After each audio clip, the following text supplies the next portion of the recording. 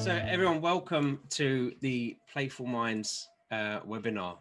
My name's Phil and I'm the co-founder of children's mental wellness game developer Book of Beasties, who is leading the Playful Minds campaign. So what is Playful Minds? Playful Minds is calling on our government to increase funding for resources that improve children's mental health, to support teachers and parents both in the classroom and at home. We are thrilled to welcome you to the first ever Playful Minds webinar. We believe in the value of play and the hugely important role it can have in helping families and children talk about and address mental health. The government has acknowledged this, but we believe that more needs to be done. Lockdown has been particularly hard on families, especially when it comes to their mental health. And we want to ensure that there is increased help and support for them.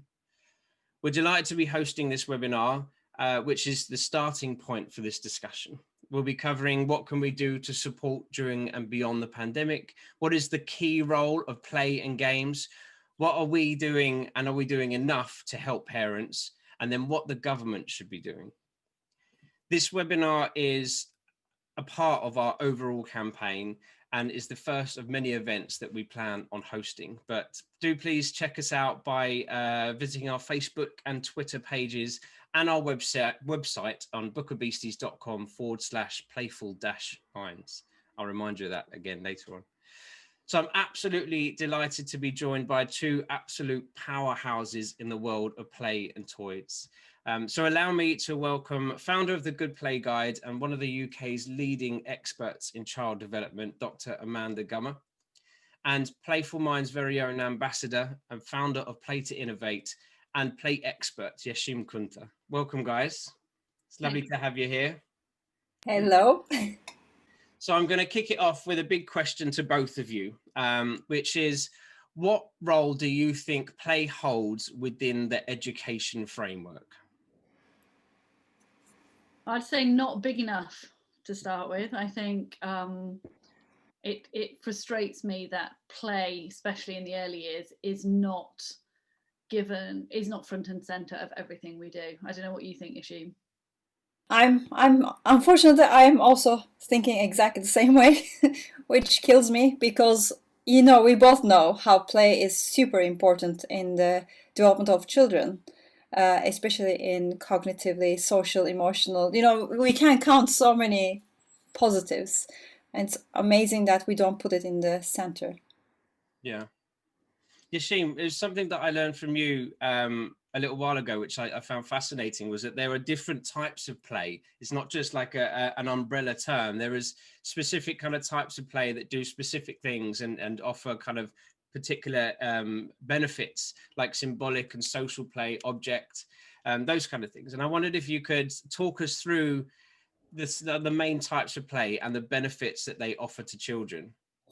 Yeah, I mean, in the literature, there are 5 types of play. Of course, we always count so many other ones, but the ones that I always use is social play. So it's all about, pretend play, imaginative play, and how we are actually coming up with stories and connecting with each other. Object play is all about understanding the objects themselves and, trying to cognitively actually solving them, like puzzles, for example. Active play is all about, fine motor skills and gross motor skills. So it's all about like constructive or, running around. So it's like it has a really wide range of spectrum. And then symbolic play is all about language, but it's not just about the language itself. It's also understanding different patterns and coming up with all these stories and so music is also a symbolic play, or we can look at art as a symbolic play. Of course, they are all connected with each other. And then games, which is like all about the rule-based play. We don't really actually totally define them separately. They are all kind of connected with each other. So it's really important to have that holistic kind of playfulness in our lives so that we can actually practice so many different ways of understanding ourselves and how we make sense in this world, really. Yeah. Amanda, although I know there is like lots and lots of research out there behind the benefits of play, and it's known that the act of playing, sort of in all its forms, is central to child development. But have you noticed a resistance in adopting a more child-led approach to education as a whole? And if so, why do you think that is? I think it depends on the schools. I think there are some amazing pieces of best practice being done in certain schools.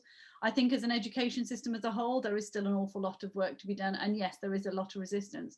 I think the thing that breaks my heart is the practice of when a child is struggling to concentrate in class and they're being a bit disruptive. The punishment for that is their loss of playtime. So they're kept in to complete their work.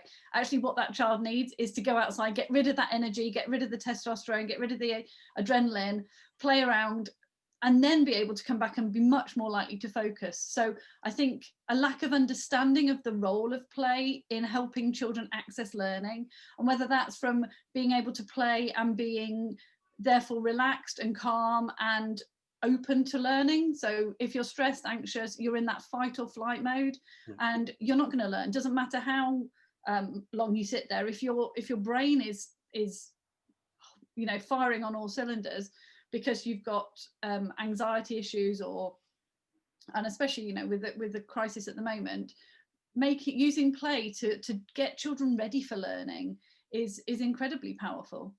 And I think the more that the education system can understand the role of play in child development and in learning, the more it'll be embraced.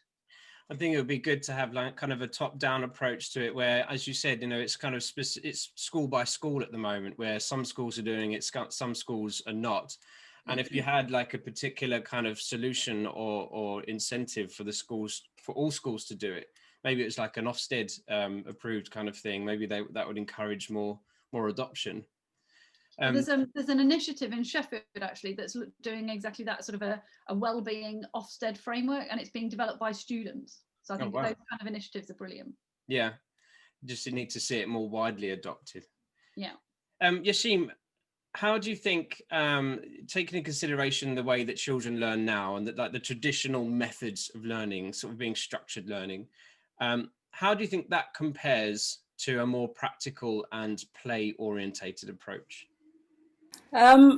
So I think when it is super structured, like road education system, you are actually basically it's a one direction, and it's very much directed by the adults. So the example like Amanda was giving, it's amazing. Like if it's kind of child-led, then it becomes much more engaged, and they know, and it becomes very much relative for them and their own reality. So the play is not necessarily something, silliness. It's actually all about like experiencing, exploring, understanding their subject and being really curious about it. So you are using that curiosity, and I think that playfulness becomes the power of their focus on their subject, so that they can actually deep learn. And that's a big difference, because once you are kind of drilled to learn, you are actually being forced to learn something, and most likely you are not actually being engaged.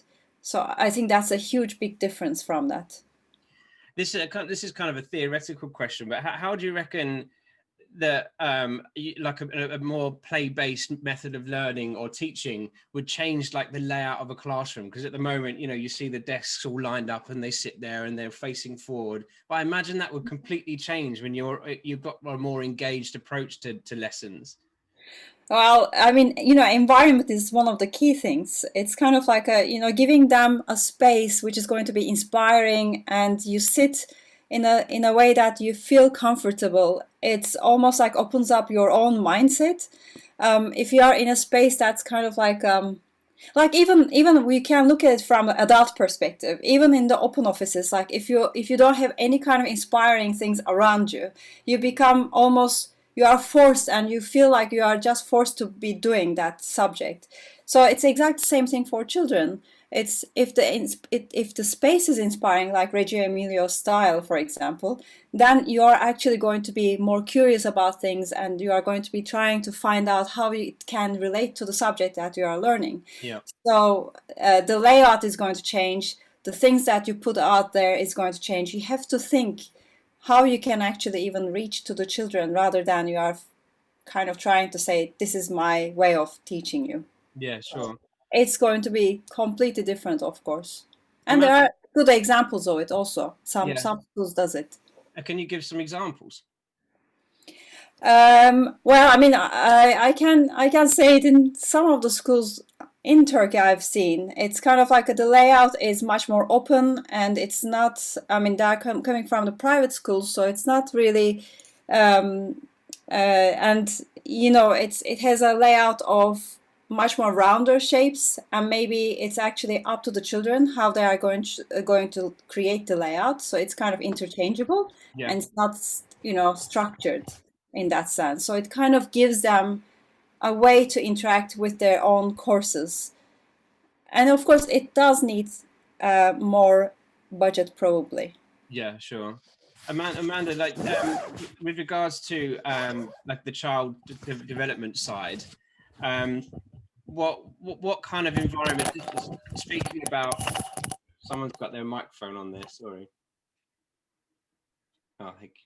Yeah, with regards to kind of the child development side, creating like the ideal environment for a child, as you seem was kind of just describing there. What do you think that kind of environment would look like? What does it consist of? I think it depends on the age of the children, but I've seen some lovely examples of that really open play in early years settings where children are able to play inside and outside and move freely between the two.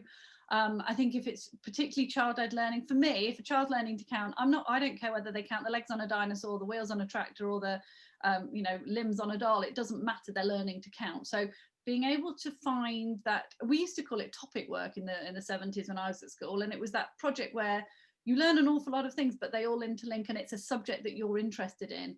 And Yeah. by opening up classrooms to play-based learning, you're giving children that freedom to choose their learning. And yes, they still need to learn to count, they need to write the letters, they need to have those learning outcomes. But if it's done in a way that engages and the kids find interesting, then they're more likely to learn. The more, and I'm a big fan of the multimodal learning, you know, in a very simplistic way, the more senses you use to put information into your brain, the more opportunities or hooks you've got to get it out again. So the multisensory, multimodal learning is absolutely key. And again, that's what play gives you. But more importantly for me is the mental health issue.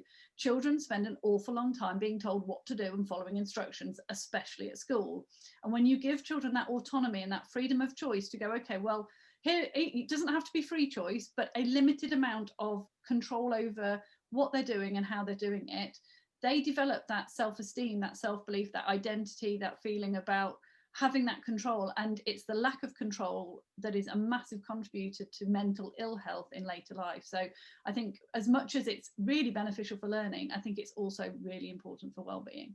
100%, and that is, I mean, this is what Playful Minds is all about: is using more playful methods to broach these kind of topics. And can I add one more thing? Sorry, I'm just so excited because of the design perspective is also really important, I think, in that, you know, the amount of colorfulness, the form, the texture, you know, exactly what Amanda is saying, like the sensorial input is going to be very crucial while you are even designing that environment. So it can actually, it's going to create more imagination and creativity for them. You say, yeah, it's like, it's that multi-sensory approach, as Amanda said. It's the more senses you can tantalize, then the more likely you are to remember a thing.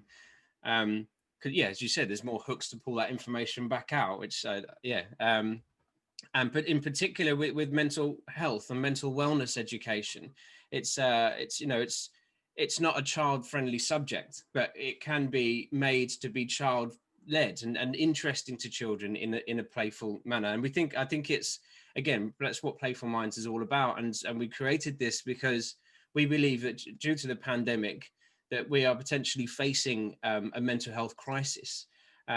With children, they're around 3 times more likely to experience anxiety and depression. And 83% of young people said that the pandemic has actually made their mental health worse, which is according to a study from Young Minds. So we could argue that the time for real change is now, when children and young people are maybe most vulnerable to provide the support that they need in a way that they'll be most responsive to. And Amanda, I wanted to ask, did you think that playful methods have a place? I mean, you kind of answered this already, but do you think that playful methods have a place in treating mental wellness? And could it be more widely adopted, which is, I think, is the obvious answer, but not just in a therapeutic and psychological practice, but like in the day-to-day supportive practices which you implement, not just in schools, but in the home environment as well? And if so, what are the steps, the main sort of initial steps that we can take in a healthcare environment, an education environment, and a home environment to make this happen? It's an interesting topic, actually. I've been giving evidence for the Andrea Leadsom Early Years Review, and there is an awful lot of focus on that therapeutic crisis management. And several other members of the panel were saying, well, actually, what we need to do is we get the preventative stuff in, because actually, rather than the targeted provision, if you can get the universal provision right, what you're doing is preventing people from falling into needing that targeted provision. So yes, the sort of therapeutic and remedial issues around mental well-being need some, lots of help and attention. But actually, there's a much easier fix, and that's preventative aspects. And I mean, I would say this, but play for me is the silver bullet. If you have families that play, you have more of a sense of belonging, so that attachment's there's less of a, I believe that there is a link between children feeling like they belong and having that sense of identity, and being resilient or resistant to being recruited by gangs and county lines groups and all the nasty stuff that we see happening. I think you need that community spirit. Parents need the support. If you've got community play spaces where parents can meet, going down the park, meeting at play groups, whatever, parents then get that support and that reinforcement, and the reassurance that they're doing a good job.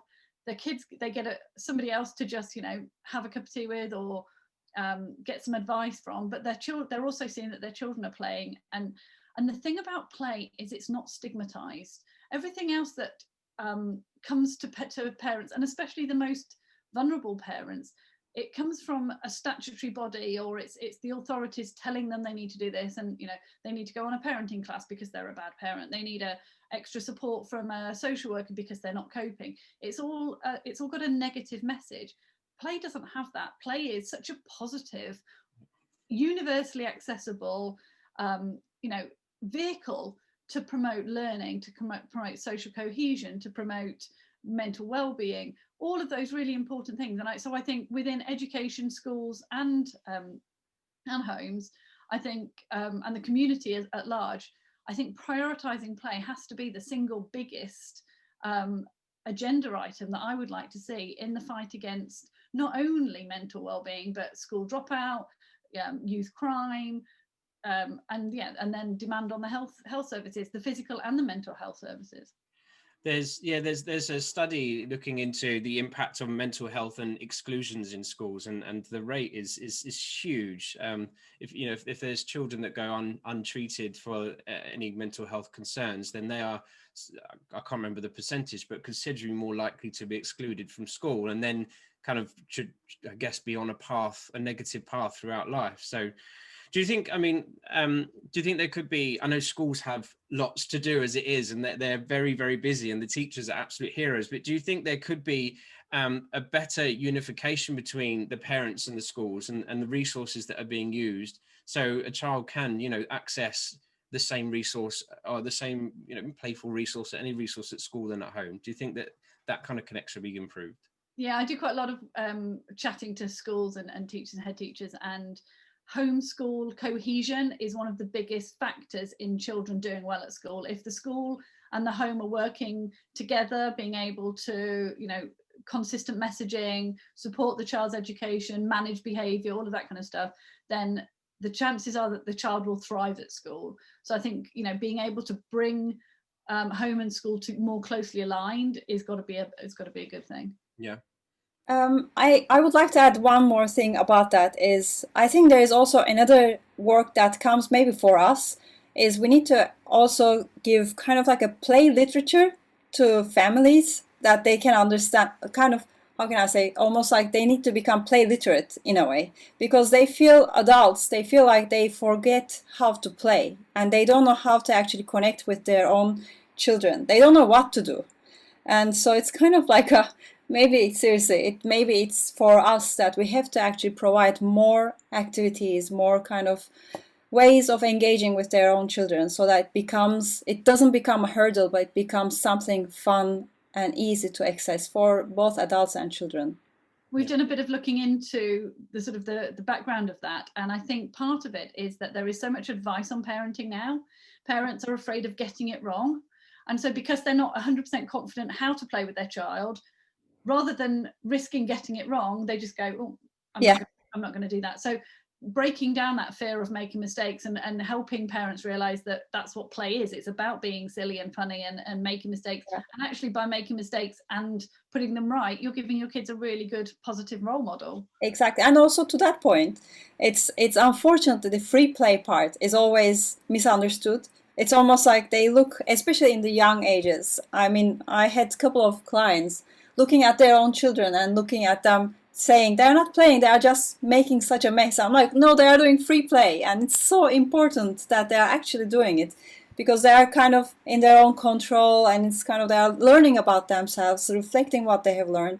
So I think those kind of messages are going to be really important to reassure them it's actually fine. And I think it's greatly important for a parent to understand certain types of play and why their child does it. I was just saying before the webinar, if you could see my son's toys in the background, because they're always all over the place because he just throws them everywhere, and you know, it's interesting to see him do that kind of thing, and it looks like he's making a mess, but then he comes and he knows where everything is and he puts it back and then throws it all out again, and you can see there's a strange process there.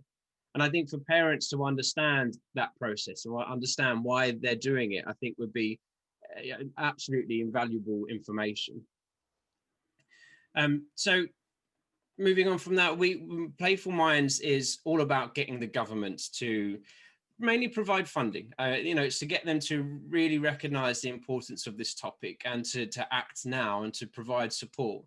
But Amanda, I wanted to ask you that aside from that additional funding for improved mental health provision, what else could the government do to support children and young people's mental health? And where do you see that extra funding best placed to achieve positive change? Well, the issue with the funding is an interesting one, because actually, if you look at research done by Heckman, it shows that it's actually a beneficial thing economically to invest in this kind of initiative. So I think putting extra resources in staff, definitely, because teachers are under the cosh at the moment, so that support staff, especially for children who are struggling. So any child who is maybe on the spectrum or is undergoing assessment for additional needs, those kind of things, having the individual attention from support staff is what can make the difference between kids staying in school and thriving and not. So I think definitely human resources need investing in. And then I think, as Yashin said, communication, really helping parents and teachers understand the benefits. If you've got that, excuse me, if you've got that understanding of why this is so important, it becomes easier to adapt things that don't necessarily take an awful lot of money to promote well-being and play and playfulness within a setting. So I think for me, the funding issue should be a no-brainer, but when we regardless of the funding, that prioritization of children's individual needs, I suppose, and that freedom and autonomy that they can have to develop their own skills and overcome their own challenges. Yeah. And it's because it won't be an overnight thing. It's not something that they'll just say yes to, and then suddenly the support systems will be there and everything's fine. So with that in mind, what steps do you think that teachers and parents could take now to best support their children? I think from my point of view, the balanced play model is a really powerful one, making sure that children are getting a wide range of different play activities. We have our balanced play pyramid model that seems to go down well.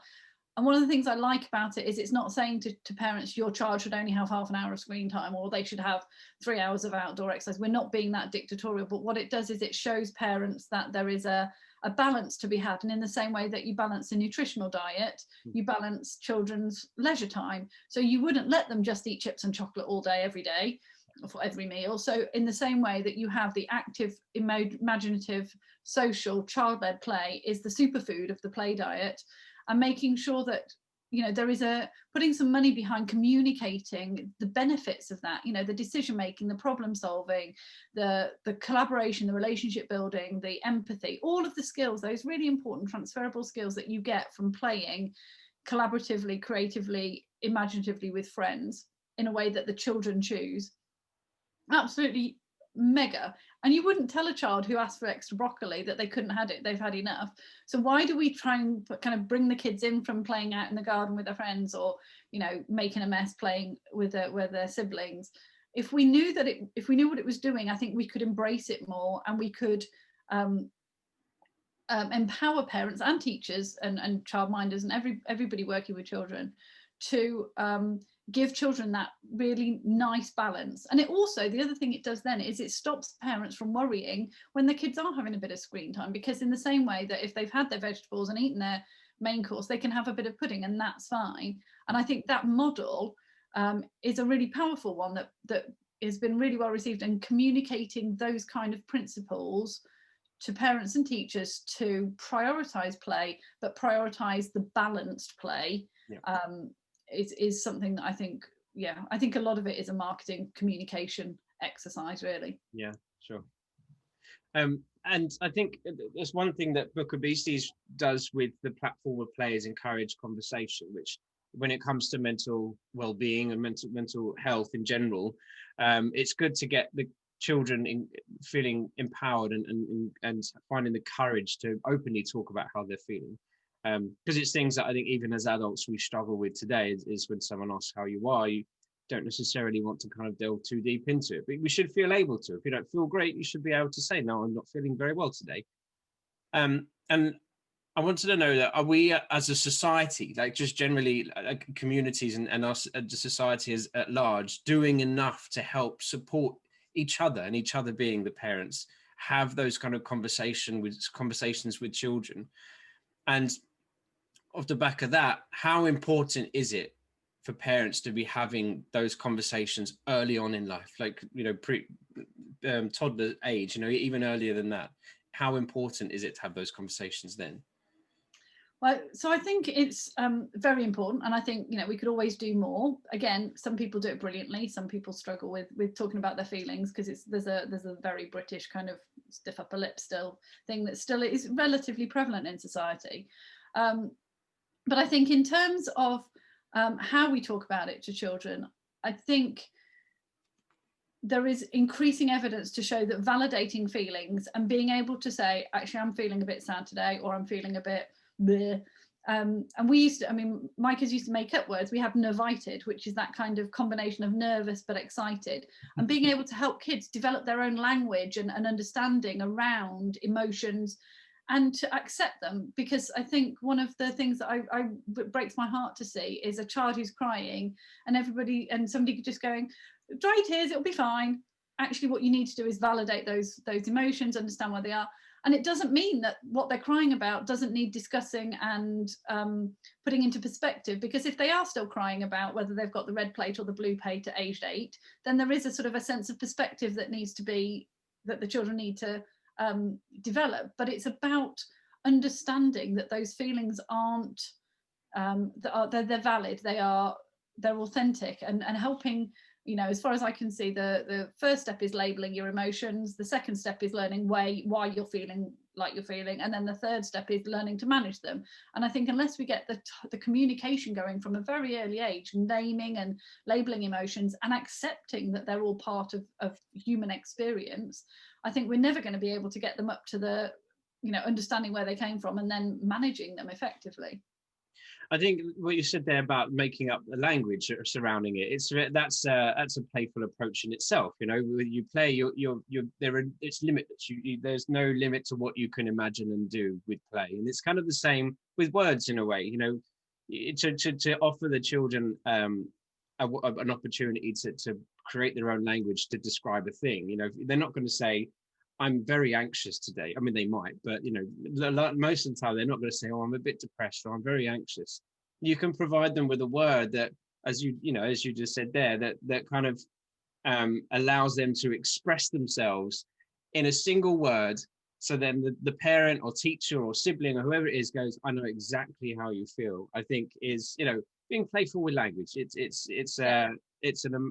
really amazing thing to do, and should be encouraged a lot more, I believe. And young children respond really well to it being related to body parts. So, you know, tummy butterflies in your tummy or shivers down your spine, those kind of things. Make it more playful, but make it more accessible to children too. Yeah.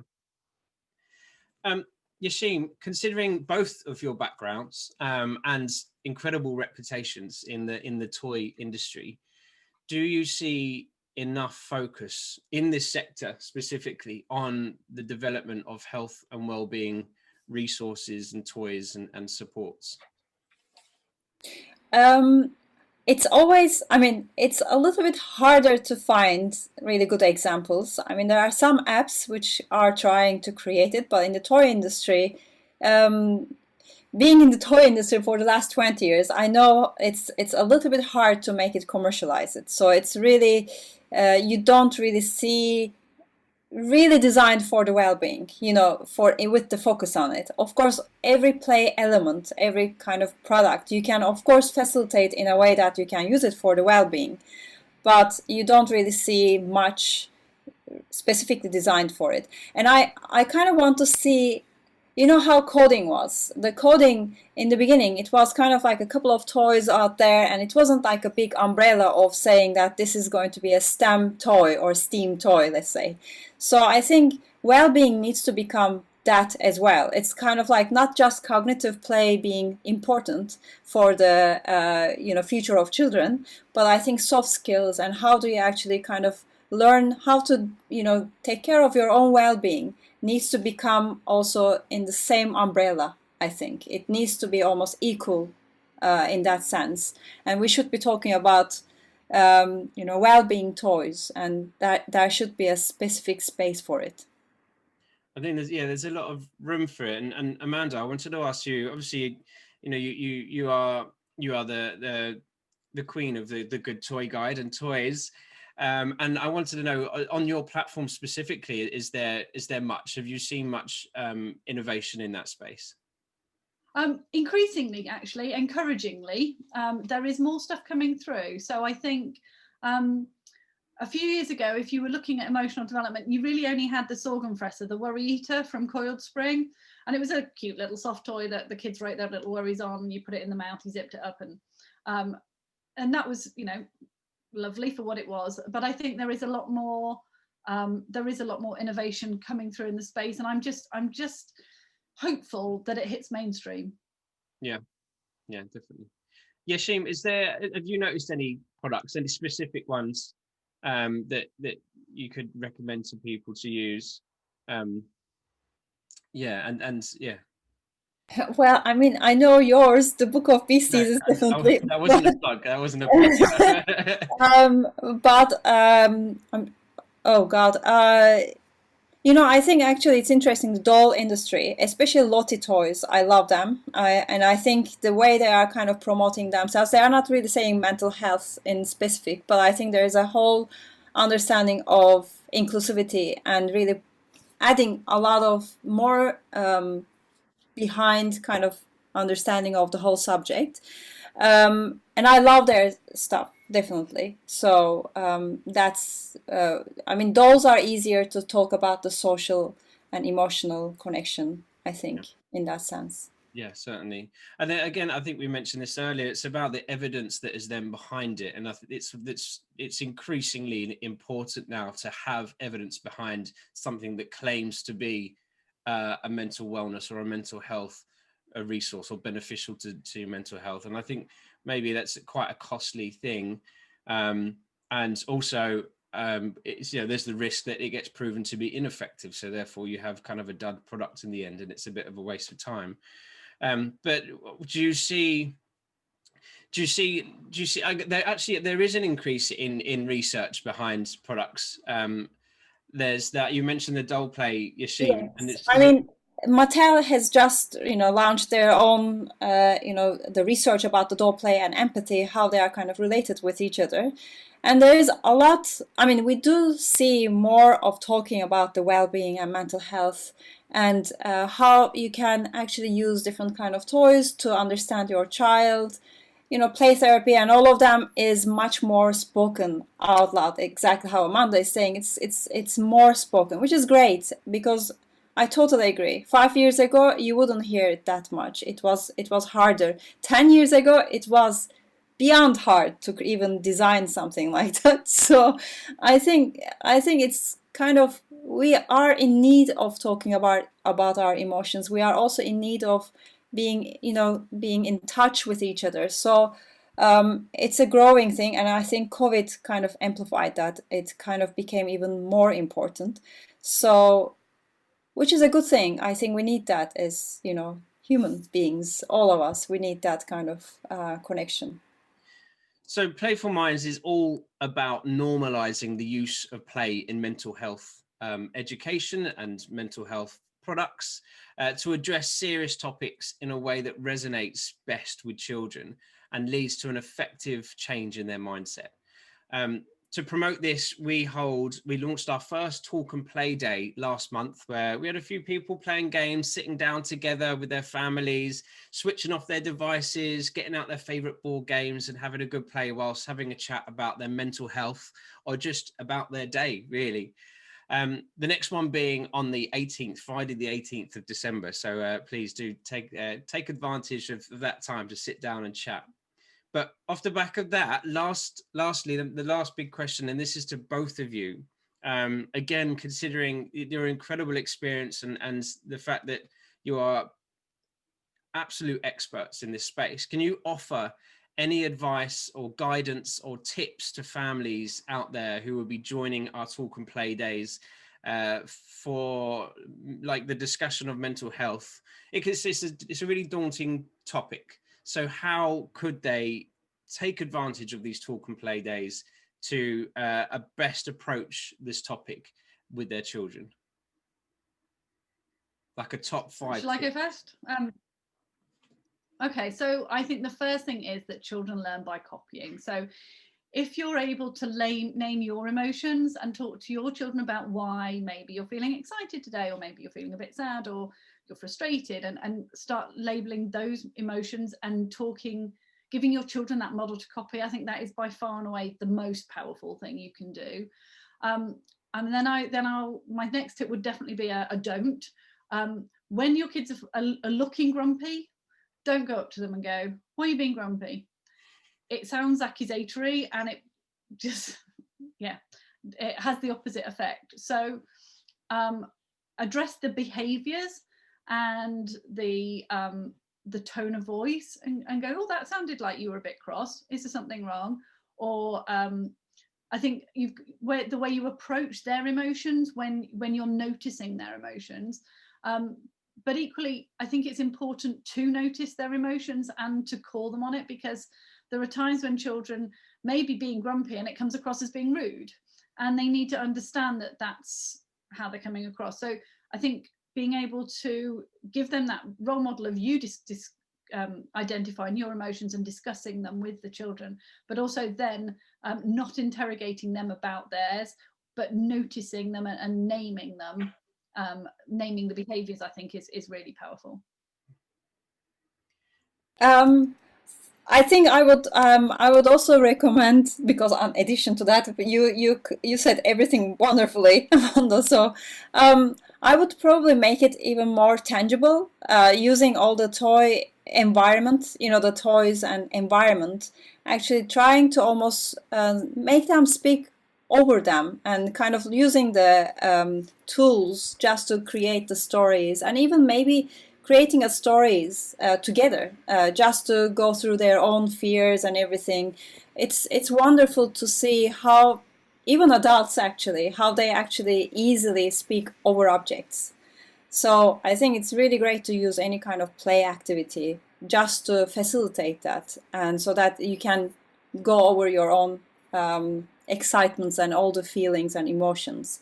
And also it kind of makes it, and I think I would say leave a space for the children to actually create their own, because that also, like for example, they can suggest how to actually solve the problems. That also helps them, I think, to overcome it.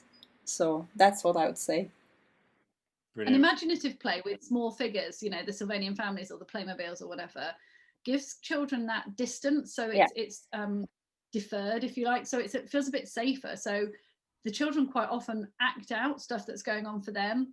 And the emotional, the talking about emotions often raises its head in families when there's something that needs addressing. So it may be a divorce or a house move or a new baby or something traumatic or unsettling for children. And I think when you've got that going on, giving children those toys to play with and the opportunity to play imaginatively, role play it out, rather than the parents saying, how are you feeling about it, asking them how the little Sylvanian bunny is feeling about the new baby or the house move or whatever it is, gives the parents a chance to get inside the kid's head, but without the child feeling that it's being attacked or it's being overly sort of vulnerable. So I think, like Yashim said, those imaginative play opportunities are incredibly beneficial.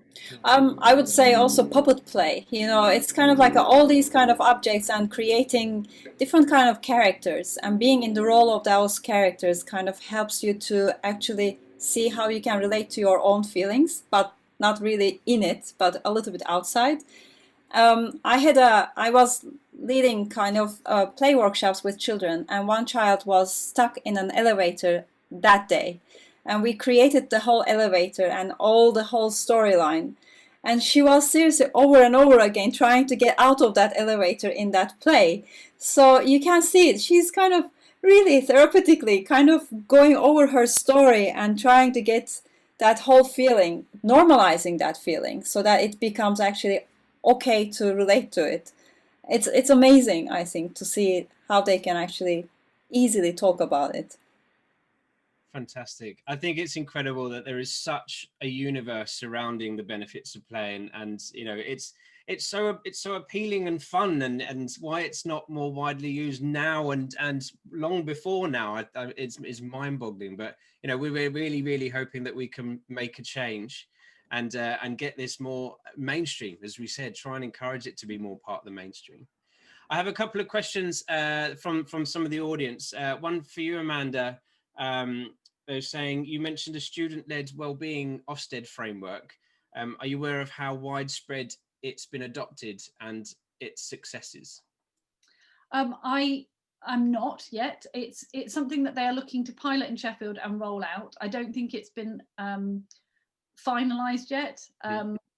But I think it's amazing. It's being developed by children or sixth form students who have struggled with their own mental health, and they conduct a survey of the entire sixth form or FE college, talking about the issues that matter. They then present those to the school and they rate them on how they deal with them. And I think it's such an empowering, you know, positive way of dealing with adolescent mental health. So I think, yeah, I can, if somebody wants to email me or get in touch, I can dig out a bit more information about it. It's an interesting one to watch, I think. And Yashim, there's another question for you about your comment on being play literate. And do you have any advice for parents on the first steps to becoming play literate?